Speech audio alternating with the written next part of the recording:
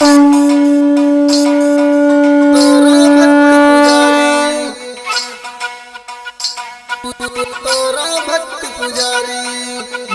की देवी सरस्वती माँ करके हंस सवारी आबो है मैया बैठल छियो तोरा भक्त पुजारी।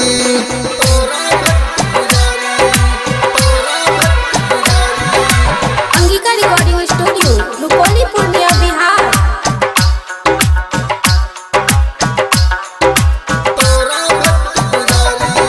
ज्ञान की देवी सरस्वती माँ करके हंस सवारी आबो है मैया बैठल छियो तोरा भक्त पुजारी।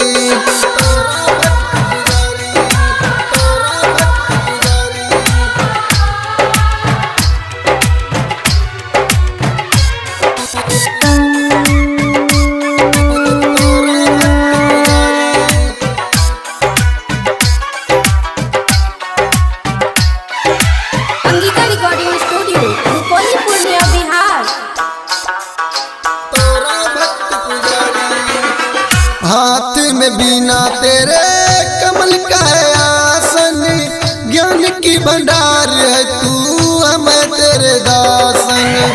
हाथ में बीना तेरे कमल का है आसन, ज्ञान की भंडार है तू हमें तेरे दासन।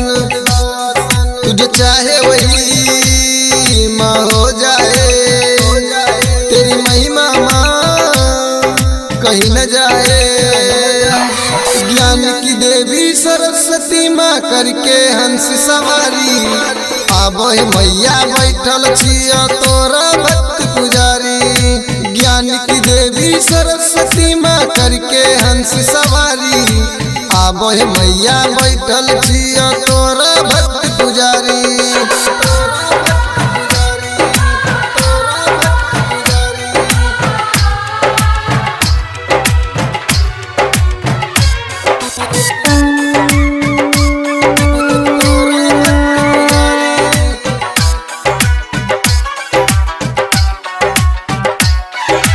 Angika recording studio Rupauli Purnia Bihar. मैया बैठल छियो तोरा भक्त पुजारी।